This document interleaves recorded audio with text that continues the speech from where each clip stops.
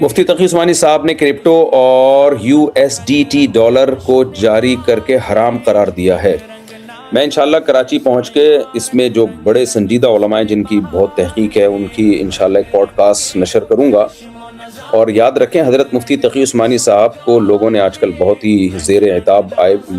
بنایا ہوا ہے، اور اپنے خاندان کا بتا رہے ہیں لوگ کہ ہمارے ماں باپ نے ہماری تربیت کیسی کی ہے۔ حضرت مفتی تقی عثمانی صاحب اس وقت عالم اسلام کے، صرف پاکستان کے نہیں، عالم اسلام کے بہت بڑے عالم ہیں، اور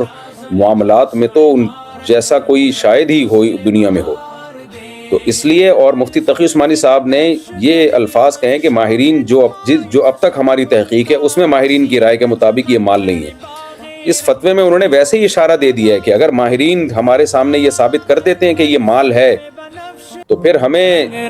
اس بیس پہ اس کو ناجائز کہنے کی کوئی وجہ نہیں ہے کہ یہ مال نہیں ہے۔ انہوں نے ایک بہت ہی نپے تلے لگے بندے الفاظ استعمال کیے ہیں۔ باقی اس بارے میں جامع الرشید کا بھی ایک فتویٰ موجود ہے، فتویٰ تحریری تو نہیں ہے لیکن ان کی جو رائے ہے وہاں کے بڑے علماء جو وہ بھی معاملات کے فقہ میں جامع الرشید کے علماء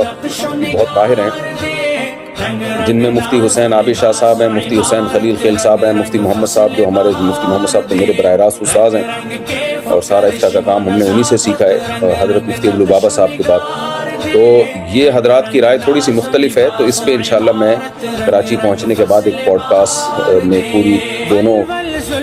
ہمارے بزرگوں کی آراء آپ کے سامنے رکھوں گا انشاءاللہ، اور اس میں بیلنس رائے کیا ہے۔ بہرحال فی الحال ابھی یہ کہنا مقصد ہے کہ اگر کسی عالم کو حضرت مفتی تقی عثمانی صاحب کی رائے پر اشکال ہو تو وہ علماء کا تو کام ہے، لیکن یہ عوام جو ہے نا جس طرح سے بیٹھ کے آ گئے ہیں اور بدتمیزیاں اور بےہودگیاں کر رہے ہیں یہ بالکل مناسب نہیں۔ تو دونوں طرح کے علماء کی رائے سامنے آ جائے گی تو پھر آپ نے جس عالم کی رائے پر اعتماد ہو اس کی رائے پر عمل کر لیں۔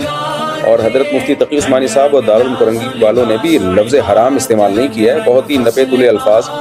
اور اس میں یہ ثابت کیا ہے کہ ماہرین جو جن ماہرین تک ہماری رسائی تھی ان ماہرین نے یہ الفاظ، یعنی ان ماہرین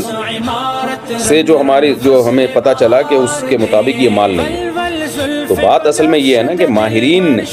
ہی ہم خود بھی کنفیوز ہیں اس بارے میں، اب تک کنفیوز تھے لیکن اب ایک رائے بہرحال قائم کی ہے،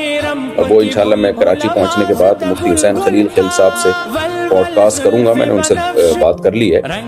کرپٹو پر مفتی حسین خلیل خیل صاحب نے 2011 میں تحقیق کرنا شروع کی تھی اور بہت ہی جاندار تحقیق کی تھی، تو انشاءاللہ ان کی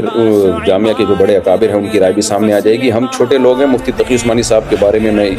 ان کے مقابلے میں یہ نہیں کہہ سکتا کہ میری یہ رائے ہے، تو ہماری کیا اوقات، لہذا میں ایسے موقع پہ کوشش یہی کرتا ہوں کہ جب بڑے علماء کی کوئی رائے سامنے آ جائے تو پھر ان کے مقابلے میں بڑے علماء ہی کا قول لایا جائے۔ میں نہیں کہہ رہا کہ مفتی حسین خلیل خیل صاحب مفتی تقی عثمانی صاحب کے لیول کے ہیں، لیکن جامع الرشید کے جو دیگر بڑے علماء ہیں اور بہت سارے علماء ہیں ان کی ایک بہرحال ایک رائے ہے، اور دلیل کے حساب سے وہ رائے بھی سامنے آ جائے گی، تو عوام کو جس کی رائے پر اعتماد ہو عمل کر لے، اور علماء کے خلاف بولنا یہ بہت ہی بری حرکت ہے۔ اور مفتی تقی عثمانی صاحب کے بارے میں کہنا انہوں نے حرام قرار دیا، ایسے الفاظ ان کے فتوے میں نہیں ہیں، اتنے سخت الفاظ نہیں ہیں، اور انہوں نے ماہرین پر ڈالا ہے کہ ماہرین کی رائے کے حساب سے یہ مال نہیں ہے، تو ماہرین ثابت کر دیں مال ہے تو وہ مان لیں گے، ان کا کیا جا رہا ہے اس میں۔